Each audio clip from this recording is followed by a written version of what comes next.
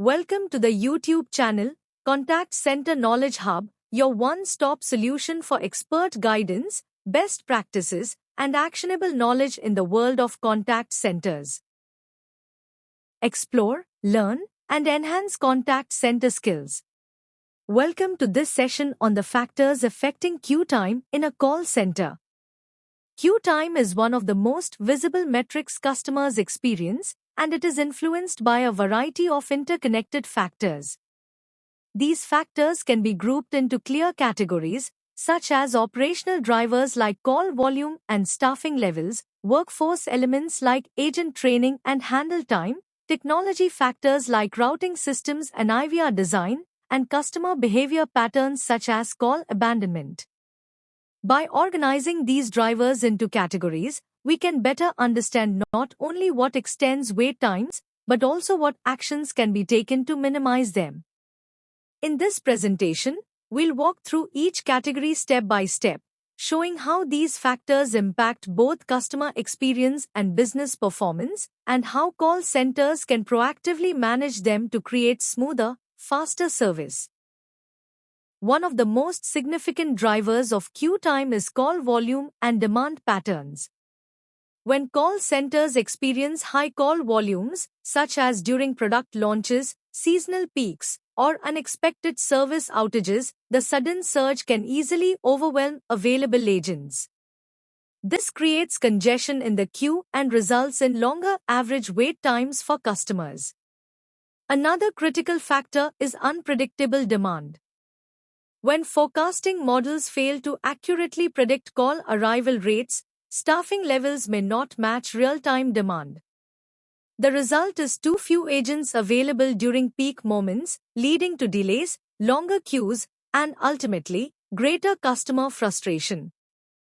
In short, managing queue time starts with accurately anticipating demand and ensuring the operation is prepared to handle both predictable and unexpected spikes in call traffic.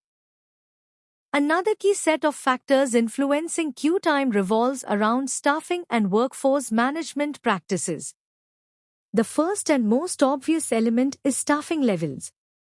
When there are too few agents available to handle incoming calls, queues build quickly and customers experience longer wait times. Even a small shortfall in staffing can have a disproportionate impact during high-demand periods. Next is agent occupancy. When occupancy consistently exceeds 90%, it means agents are operating at near constant capacity with little to no breathing room. This not only increases stress and fatigue for staff, but also drives longer queue times, as every new incoming call has to wait for an agent to become free. Finally, shift scheduling plays a decisive role. If agent schedules are poorly aligned with peak demand, such as understaffing evenings, weekends, or post-campaign surges, customers face unnecessary delays. Effective workforce planning ensures that resources are distributed in sync with real-time traffic patterns. In short, staffing and scheduling decisions directly shape the customer's waiting experience, making workforce management one of the most powerful levers for controlling queue times. Another major driver of queue time is average handle time, or AHT. When call durations are longer than expected, agents remain tied up on existing conversations.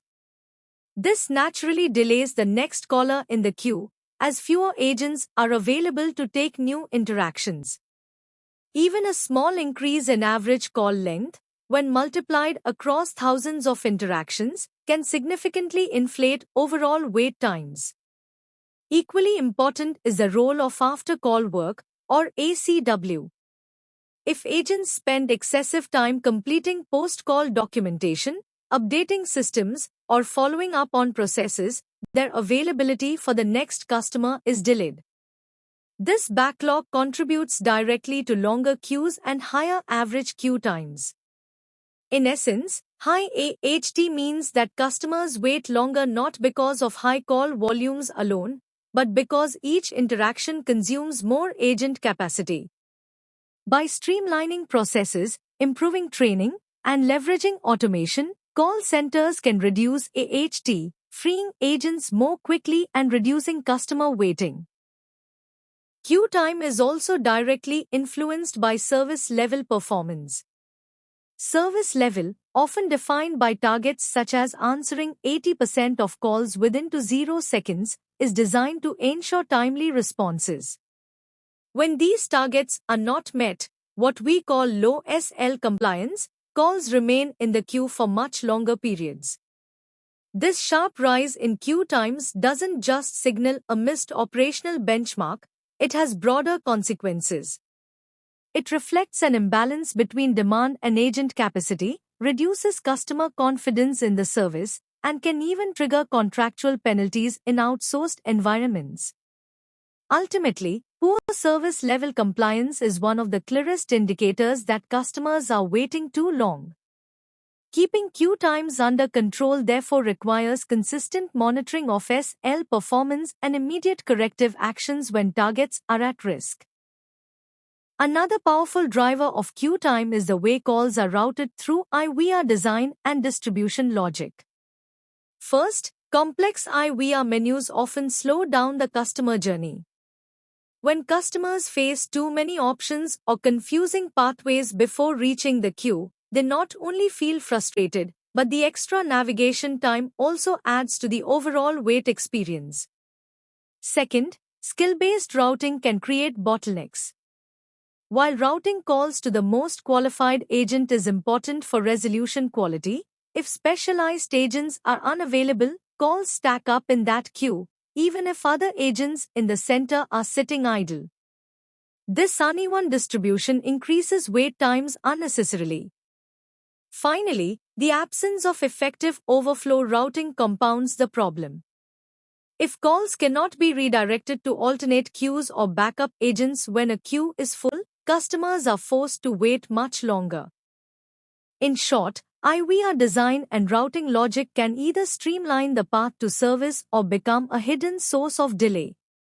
Simplifying menus, balancing skill-based assignments, and enabling smart overflow routing are key to reducing queue times and improving the customer journey. Technology and infrastructure also play a major role in shaping queue time. First, consider telephony system speed. When routing systems are outdated or slow, every call setup takes longer than it should. This delay compounds across thousands of interactions, inflating overall queue times. Second, system downtime or latency is another culprit. Technical failures, whether in telephony, CRM platforms, or integrated tools, force customers to wait while agents struggle to access information or while calls remain stuck in limbo. These artificial delays frustrate customers and mask the true demand picture. Finally, the absence of callback options adds unnecessary strain. Without features like virtual hold or scheduled callbacks, customers are forced to sit in the queue for extended periods. Offering callback functionality not only reduces perceived wait time but also improves the overall experience by giving customers control.